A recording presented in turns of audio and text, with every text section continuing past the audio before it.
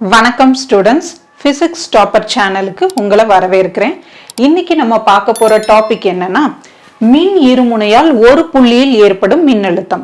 நமக்கு மின் இருமுனைனா என்னன்னு தெரியும்.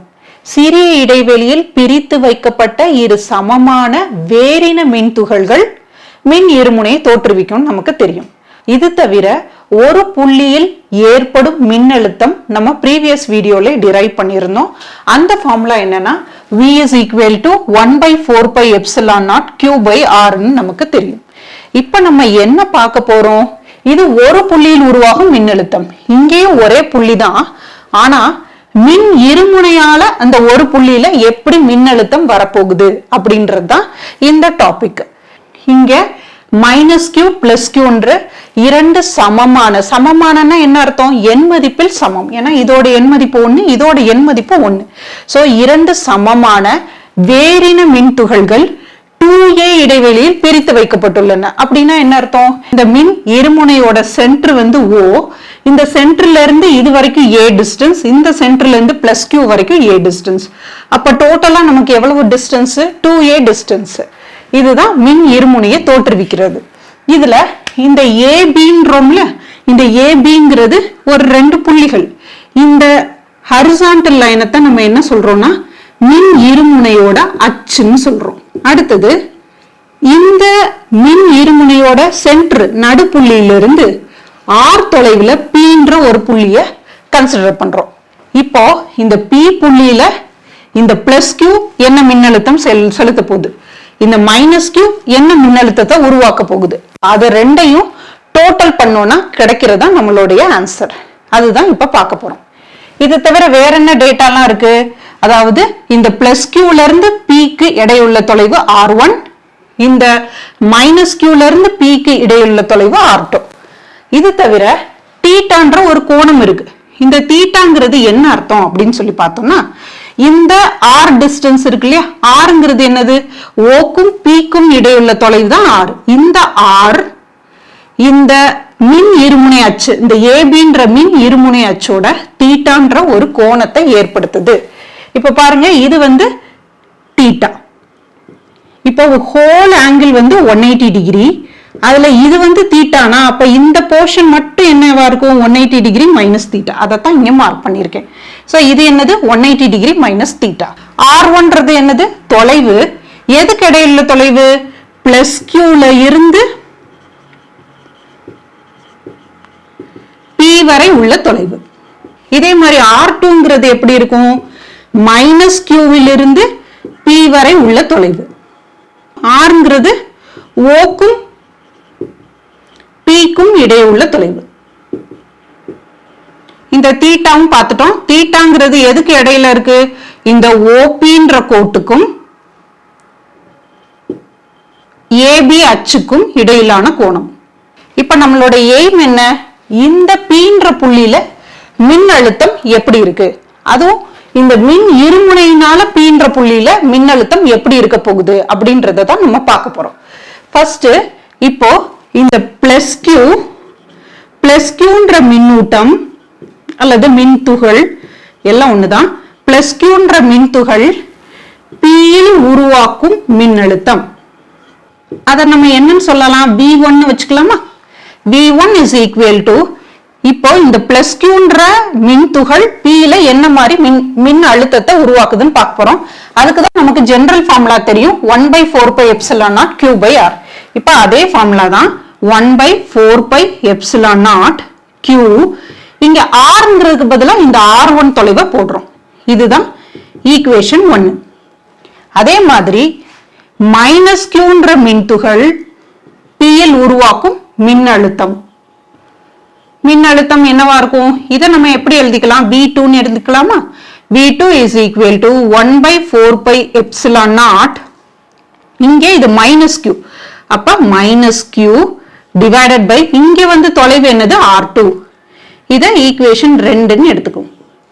இப்ப இதனால இந்த பிளஸ் கியூவால V1ன்ற மின்னழுத்தமும் மைனஸ் கியூவால V2ன்ற மின்னழுத்தமும் P புள்ளியில ஏற்படுது. அப்படின்னா Pயில் மொத்த மின்னழுத்தம்னா என்ன செய்வோம்? ரெண்டையும் கூட்டிடுவோம், அவ்வளவுதான் மொத்த மின்னழுத்தம். மொத்த மின்னழுத்தத்தை நம்ம Vன்னு எடுத்துக்கலாம். V is equal to V1 plus V2ன்னு எழுதுக்கலாம். இப்ப என்ன செய்றோம்? இந்த சமன்பாடு 1 2 இந்த ஈக்குவேஷன்ல சப்ஸ்டிட்யூட் பண்ண போறோம். இப்ப இந்த ரெண்டையும் ஆட் பண்றப்ப என்ன கிடைக்கும்? 1/4 pi epsilon naught Q by R1 minus, ஏன்னா இங்க minus Q, minus Q by R2 கிடைக்குதா? இந்த ஈக்குவேஷன்ல Q வை வெளியில எடுத்துடலாம். அப்போ Q by 4 pi epsilon naught 1 by R1 minus 1 by R2 கிடைக்குது. இதுதான் நம்மளோட ஈக்குவேஷன் 3. இது ரொம்ப முக்கியம். இந்த ஈக்குவேஷன்ல 1 by R1 ஓட வேல்யூ நமக்கு தெரியாது, 1 by R2 ஓட வேல்யூ தெரியாது. இது ரெண்டையும் கண்டுபிடிச்சு சப்ஸ்டிட்யூட் பண்ணோம்னா நமக்கு மின்னழுத்தம் ஈஸியா கால்குலேட் பண்ணிடலாம். அதை எப்படி பண்றது அப்படின்னு சொல்லி பார்க்கலாம். இப்போ இந்த 1 by R1 R1 இங்கதான் இருக்கு. அப்ப என்ன செய்ய போறேன்? இந்த முக்கோணத்தை எடுக்கிறேன். அதாவது எந்த முக்கோணம்? இந்த மாதிரி இருக்கா அந்த முக்கோணம். இந்த முக்கோணம் இது பேரு BOP. இந்த BOPன்ற முக்கோணத்தை எடுக்கிறேன். இங்கே தீட்டான்ற கோணம் உருவாகுது. இது வந்து R டிஸ்டன்ஸ், இது R1ன்ற தொலைவு இருக்கு, இது A தொலைவு இருக்கு. இந்த முக்கோணத்துல நான் என்ன செய்ய போறேன்னா இந்த R1 கண்டுபிடிக்க போறேன். அதுக்கு நம்ம என்ன பயன்படுத்தலாம்னா கொசைன் விதியை பயன்படுத்தலாம். கொசைன் விதினா என்னன்னு முத பார்க்கலாம். இப்போ ஒரு முக்கோணத்தை எடுத்துக்குவோம். ஒரு முக்கோணம் இருந்துச்சுன்னா அதுக்கு 3 பக்கங்கள் இருக்கும், 3 கோணங்கள் இருக்கும். இப்போ நான் இந்த கோணத்தை ஏன்னு எடுத்துக்கிறேன், இந்த கோணத்தை பின்னு எடுத்துக்கிறேன், இந்த கோணத்தை சின்னு எடுத்துக்கிறேன். இந்த கோணத்திற்கு ஏ கோணத்திற்கு எதிரே உள்ள பகுதி அதை ஏ சைடுன்னு எடுத்துக்கிறோம். பி கோணத்துக்கு எதிரே உள்ள பகுதி பி பக்கம், சி கோணத்துக்கு எதிரே உள்ள பகுதி சி பக்கம்.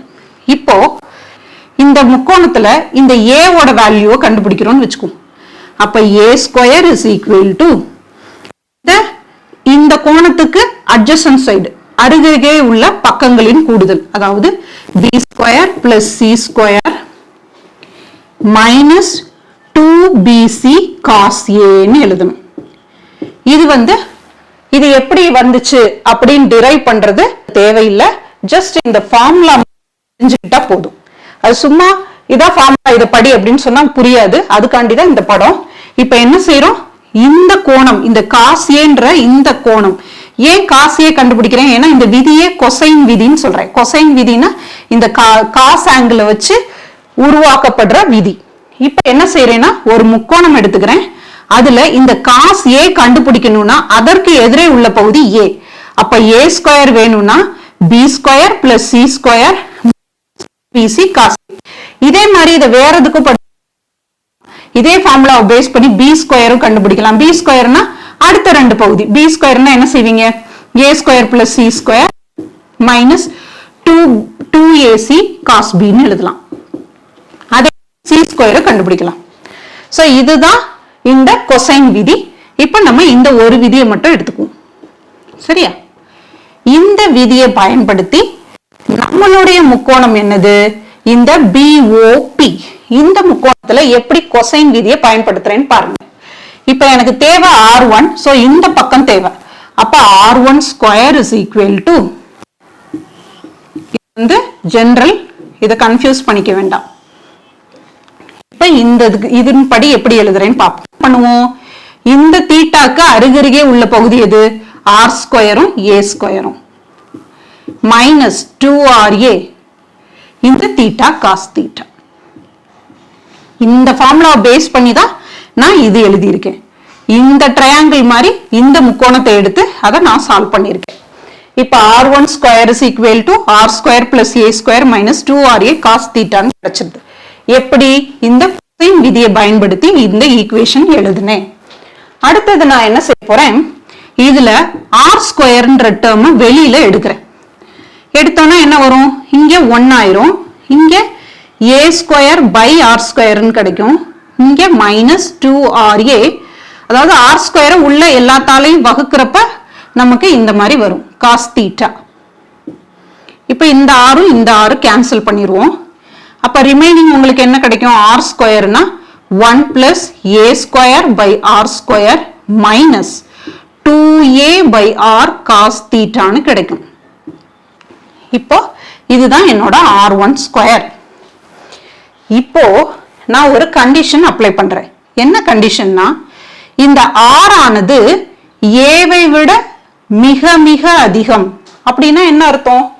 இந்த p புள்ளியானது இந்த மின் இருமுனையிலிருந்து வெகு தொலைவில் இருக்கு. வெகு தொலைவுனா என்ன அர்த்தம்? இந்த r ரொம்ப தூரமா இருக்குன்னு வச்சுக்கோங்க. அப்ப இந்த r டிஸ்டன்ஸோட கம்பேர் பண்றப்ப ஏங்கிறது சின்னது. நமக்கு ஏற்கனவே தெரியும் மின் இருமுனைக்கே மிக சிறிய இடைவெளின்னு தெரியும். அப்போ இந்த ஏவை விட இது ரொம்ப அதிகம், மிக மிக அதிகமா இருக்கும் அப்படின்ற கண்டிஷன்ல நம்ம இந்த a ஸ்கொயர் பை r ஸ்கொயர்ன்ற டேர்மை புறக்கணிக்கலாம்.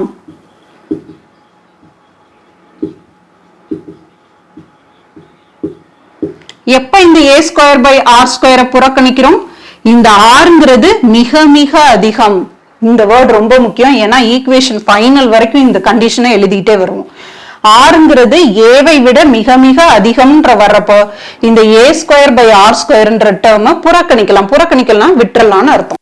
இப்ப என்ன செய்யறோம்? இது விட்டது போக மீதி என்ன இருக்கு? r1 square is equal to r square 1. இது போயிடுச்சு இல்லையா? அப்ப remaining term 2a by r cos தீட்டான்னு கிடைக்குது. இப்போ இதுல இருபுறமும் வர்க்க மூலம் எடுக்கிறேன். வர்க்க மூலம்னா என்ன? ஸ்கொயர் ரூட் எடுக்கிறேன்னு அர்த்தம். என்ன வரும்? r1 கிடைச்சிரும். ஏன்னா ஸ்கொயர் ரூட்ன்றப்ப r1 ஆயிரும். இது வந்து r ஆயிரும். ஆனா இந்த டேர்ம் எப்படி ஆகும்? 1 minus 2a by r cos theta power 1/2 கிடைக்கும். ஏன்னா வர்க்க மூலம் எடுக்கிறேன். வர்க்கப்படுத்துறதுன்னா 2 போட்டா போதும். 1/2க்கு பதிலா 2 போட்டா வர்க்கப்படுத்துதல்.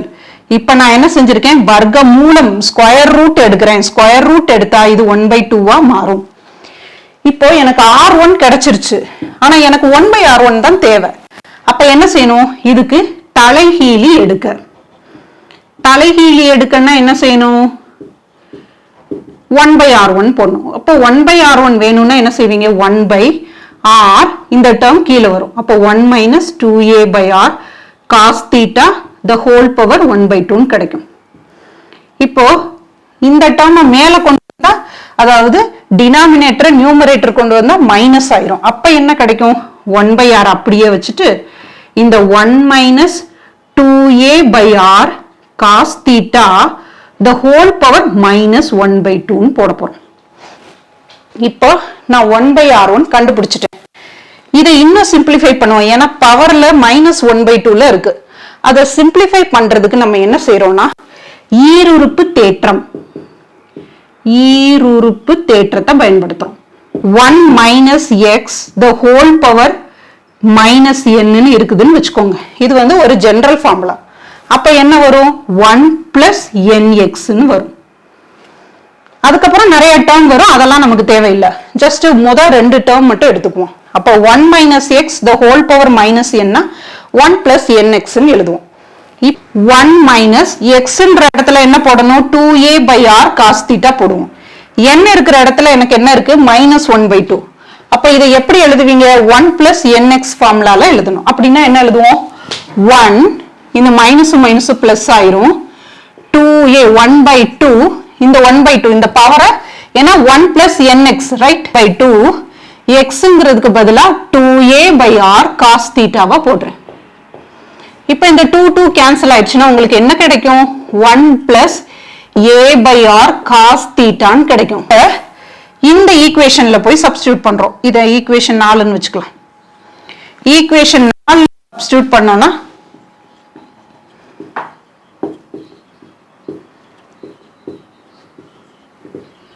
சமன்பாடு 4இல் பிரதியிட.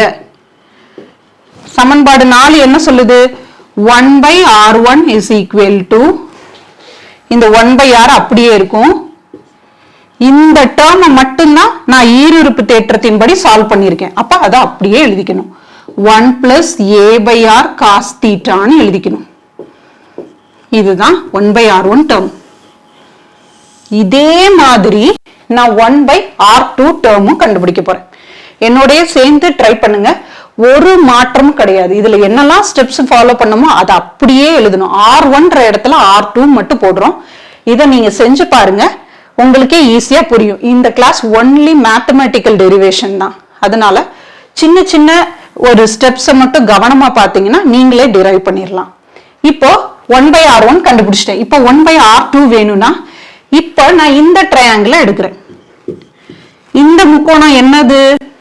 அதாவது முக்கோணம் இது இது என்னோட சென்டர் OP, இது Rன்ற டிஸ்டன்ஸ், இது A, இந்த டிஸ்டன்ஸ் A, இது R2.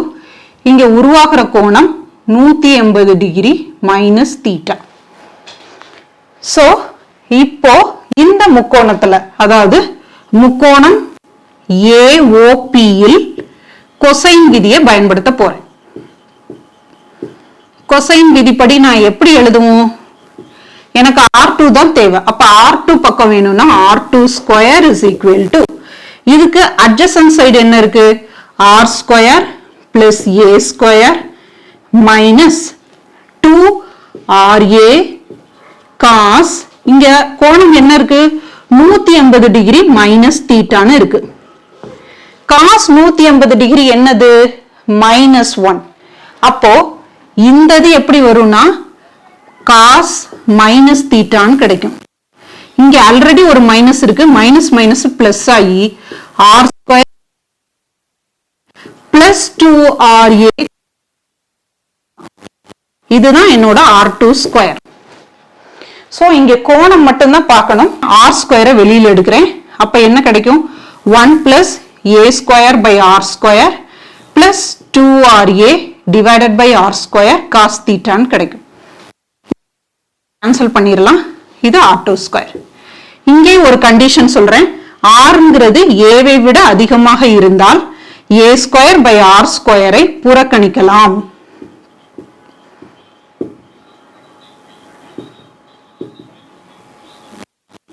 அப்ப R2 ஸ்கொயர் என்ன வரும்? R2 square is equal to R square 1. ஏன்னா இதான் போயிடுச்சு. அப்ப ரிமைனிங் டேர்ம் என்ன வரும்?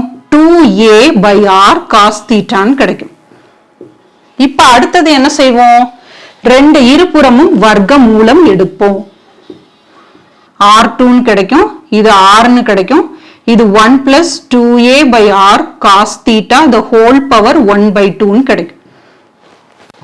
அடுத்தது என்ன செய்வோம்? இருபுறமும் தலைகீழி எடுக்கணும். 1/R2 equal to 1/R. இந்த term denominatorல இருந்து numeratorல போறப்ப 1 plus 2A by R cos theta whole power -1/2 கிடைக்கும். சரியா? இந்த ஸ்டெப்ஸ் புரிஞ்சிருச்சுன்னா அதே மாதிரி தான் செஞ்சிருக்கேன். அதனாலதான் கொஞ்சம் ஃபாஸ்டா சொல்றேன். இப்ப என்ன செய்யறோம்? அடுத்தது தலைகீழி முடிச்ச ஒட்டி ஈருறுப்பு தேற்றத்தை பயன்படுத்துவோம். 1 plus x the whole power minus n இருந்துச்சுன்னா 1 minus nx ன்னு வரும். இதுதான் இதுல டிஃபரன்ஸ். இப்போ 1 plus x க்கு பதிலா என்ன இருக்கு? 2a by r cos theta ன்னு இருக்கு. n க்கு பதிலா என்ன இருக்கு? -1/2 இருக்கு. அப்ப எப்படி எழுதலாம்? 1 minus இந்த 1/2 into 2a by r cos theta ன்னு எழுதலாம். அப்ப 2 கேன்சல் ஆயிடுச்சுன்னா உங்களுக்கு என்ன கிடைக்கும்? 1 minus a by r cos theta ன்னு கிடைக்கும். இந்த 1 minus a by r cos theta ன்றத சமன்பாடு 5 பிரதியிட.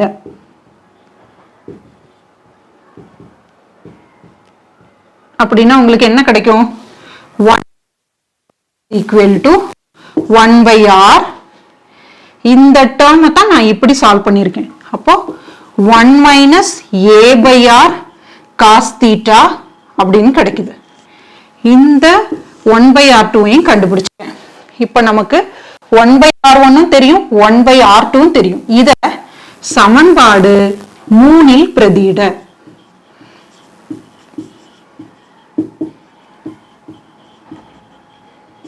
சமன்பாடு 3 எது? இந்த ஈக்குவேஷன். அப்ப v is equal to q by 4 pi epsilon naught. 1/r1 க்கு பதிலா என்ன எழுதுவீங்க? 1/r 1 plus a by r cos theta ன்னு எழுதுவீங்க மைனஸ் இங்க 1 by r 1 minus a by r cos theta ன்னு எழுதுவோம் ஜஸ்ட் பிரதியிட வேண்டியதான் இப்ப இதுல இந்த r டேர்ம் வெளியில எடுத்துறலாம் அப்ப என்ன வரும் q by 4 pi epsilon naught r ன்னு வெளியில வந்துரும் அப்ப ரிமைனிங் டேர்ம் என்ன கிடைக்கும் இந்த 1 இருக்கும் இந்த a by r cos theta இருக்கும் இந்த 1 by r தான் வெளியில எடுத்துட்டேன் அப்ப -1 minus into minus plus a by r cos theta ன்னு கிடைக்கும் இப்போ இந்த -1 plus 1 கேன்சல் ஆயிரும் ரிமைனிங் என்ன வரும் q by 4 pi epsilon naught r இங்க என்ன கிடைக்குதுன்னா a by r cos theta இங்க அப்ப ரெண்டையும் ஆட் பண்ணா 2a by r cos theta ன்னு கிடைக்குது இத ஜஸ்ட் ரீஅரேஞ்ச் பண்றேன்னா எப்படி எழுதுறேன்னா 2q a cos theta divided by 4 pi epsilon naught இங்க ஒரு r இங்க ஒரு r சேர்த்து r ஸ்கொயரா போட்டுறேன் இதுதான் என்னோட v இப்போ உங்களுக்கு ஏற்கனவே தெரியும் மின் இருமுனை திருப்புத்திறன் எண் மதிப்புனா என்ன செய்வோம் ஒன்னு மாடுலஸ் ஆஃப் p வெக்டார்னு எழுதுவோம் இல்லாட்டி என்ன செய்வோம் வெறும் p மட்டும் எழுதுவோம் வெக்டர் சிம்பல் இல்லாம போட்டாவே எண் மதிப்பு தான் அது என்னவா இருக்கும் 2qa வா இருக்கும் இது ஏற்கனவே நம்ம படிச்சிருக்கோம் சப்போஸ் இது மின் இருமுனை திருப்புத்திறனா இருந்துச்சுன்னா 2qa i வெக்டர்னு எழுதுவோம் இது வந்து ஓரலகு வெக்டர் நான் மின் இருமுனை திருப்புத்திறனோட எண் மதிப்பு தான் எடுத்திருக்கேன் அப்ப இந்த 2qa க்கு பதிலா p ன்னு பிரதியிடலாம் இந்த 2qa க்கு பதிலா p cos theta divided by 4 pi epsilon naught r square ன்னு எழுதுறேன் இதுதான் என்னோட மின்னழுத்தம் அதாவது மின் இருமுனையால் ஒரு புள்ளியில் ஏற்படும் மின்னழுத்தத்திற்கான கோவை இது ரொம்ப ரொம்ப இம்பார்ட்டன்ட் மறந்துட கூடாது இப்ப இந்த p cos thetaவை நான் ஸ்கேலார் பெருக்கல் அதாவது புள்ளி பெருக்கல் படி எப்படி எழுதுறதுன்னு பார்ப்போம் அதுக்கு ஒரு ஜெனரல் ஃபார்முலா இருக்கு இப்ப இது ஒரு கோணம் இங்க a வெக்டார்னு ஒரு வெக்டர் இருக்கு இங்க b வெக்டார்னு ஒரு வெக்டர் இருக்கு இப்ப a டாட் b கண்டுபிடிக்கணும்னா என்ன செய்வோம்னு பார்ப்போம் இதுதான் புள்ளி பெருக்கம் அல்லது ஸ்கேலார் பெருக்கம் அதோட ஃபார்முலா என்னன்னா modulus of a modulus of b cos theta இரண்டு வெக்டர் செயல்படுது அதுக்கு இடையில ஒரு கோணம் செயல்படுதுன்னா இதான் ஃபார்முலா இந்த a வெக்டருக்கு பதிலா p வெக்டர் இருக்குன்னு வெச்சுக்குவோம் இந்த b வெக்டருக்கு பதிலா r கேப்ன்ற யூனிட் வெக்டர் இருக்கு யூனிட் வெக்டர்னா என்ன சொல்லுவோம் ஓரலகு வெக்டர்னு நமக்கு பேர் சொல்லுவோம் ஓரலகு வெக்டர் இருந்துச்சுன்னா அதை எப்படி எழுதுவீங்க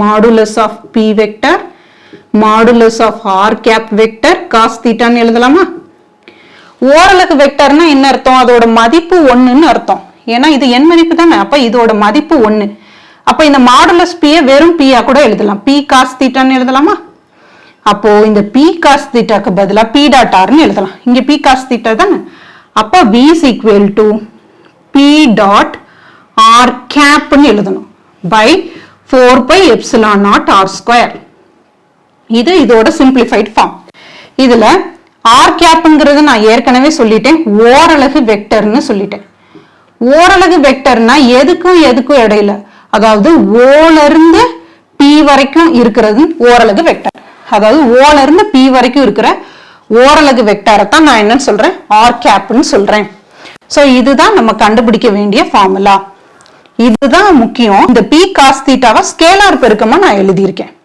சோ இது வரைக்கும் கண்டுபிடிச்சு முடிச்சிட்டோம் இது பியூர்லி மேத்தமெட்டிக்கல் டெரிவேஷன் இதுல என்ன செய்றோம் எப்படி வர்க்கமூலம் ஒரு ஸ்டெப் இருக்கு அப்புறம் தலைகீழ் எடுக்கணும் ஈருறுப்பு தேற்றத்தை பயன்படுத்தணும் இந்த மூணையும் நீங்க ஃபாலோ பண்ணீங்கன்னா உங்களுக்கு இந்த ஆன்சர் கிடைச்சிரும் ரொம்ப சிம்பிள் ஒரு தடவை ஒர்க் அவுட் பண்ணி பாத்தீங்கன்னாவே அடுத்த பார்ட் நீங்க ஈஸியா செஞ்சிருவீங்க அதாவது 1/r1 கண்டுபிடிச்சா அதே மாதிரி 1/r2 கண்டுபிடிக்கலாம் அதை இந்த ஈக்குவேஷன்ல சப்ஸ்டிட்யூட் பண்ணீங்கன்னா உங்களுக்கு ஆன்சர் கிடைச்சிருது 3 முக்கிய சிறப்பு நேர்வுகள் கொடுத்திருக்காங்க அது ரொம்ப சிம்பிள் தான் என்னன்னு பார்க்கலாம் இப்போ இந்த p புள்ளியானது இங்க இருக்குது இப்ப ஃபர்ஸ்ட் கண்டிஷன் ஃபர்ஸ்ட் சிறப்பு நேர்வின்படி p புள்ளியானது மின் இருமுனையின் அச்சுக்கோடுனா என்ன அர்த்தம் இந்த x அச்சின் கோட்டுல இருக்குன்னு அர்த்தம் மின் இருமுனை அதாவது p புள்ளி மின் இருமுனையின் அச்சுக்கோட்டில் பிளஸ் கியூ என்ற மின்துகளுக்கு அருகாமையில் உள்ளது. அப்படின்னா என்ன அர்த்தம்? இந்த பி ஆனது இந்த இருந்து இந்த பக்கம், அதாவது பிளஸ் கியூன்ற மின்துகளுக்கு பக்கத்துல இருக்குன்னு அர்த்தம். அப்ப இங்க தீட்டா 0 டிகிரின்னு எடுத்துக்கிறேன். இப்போ ஏன்னா இது அச்சுக்கோட்டுல இருக்கு, எல்லாமே ஒரே கோட்டுல இருக்கிறப்ப ஆங்கிளே இல்ல, தீட்டா ஈக்குவல் டு 0 டிகிரி. நமக்கு v உடைய ஃபார்முலா இப்பதான் டிரைவ் பண்ணோம். அதாவது p cos theta divided by 4 pi epsilon naught r square ன்னு டிரைவ் பண்ணோம். இப்ப தீட்டா 0 டிகிரினா என்ன பண்ணுவோம்? p cos 0 4 pi epsilon naught r square ன்னு வரும். cos 0ங்கிறதோட வேல்யூ 1. அப்ப v ஓட வேல்யூ என்ன வரும்? p by 4 pi epsilon naught r square ன்னு கிடைக்கும். இதுதான் ஃபர்ஸ்ட் கண்டிஷன். எப்போ தீட்டா 0 டிகிரியா இருந்துச்சுன்னா v ஓட வேல்யூ என்னவா வரும்? அடுத்த கண்டிஷன், இந்த p புள்ளியானது இப்படி நகர்ந்து இந்த மைனஸ் கியூன்ற மின்துகளுக்கு பக்கத்துல இருக்கு. அதுதான் இந்த படம். இப்போ இங்கே என்ன ஆகுதுன்னா, இந்த p புள்ளியானது மின் இருமுனையின் அச்சுக்கோட்டில் மைனஸ் கியூ என்ற மின்துகளுக்கு அருகாமையில் அமைஞ்சிருக்கு. அப்ப இந்த சைடு தீட்டா 0 டிகிரினா இது ஆப்போசிட் சைடு நகர்ந்துருக்குப்ப இங்க தீட்டாங்கிறது 180 டிகிரின்னு எடுத்துக்கிறோம், 180 டிகிரி. இப்ப என்ன செய்யறோம்? v ஓட ஃபார்முலா தெரியும், p cos தீட்டாக்கு பதிலா 180 டிகிரியை சப்ஸ்டிட்யூட் பண்றேன், divided by 4 pi epsilon naught r square ன்னு எழுதுறேன்.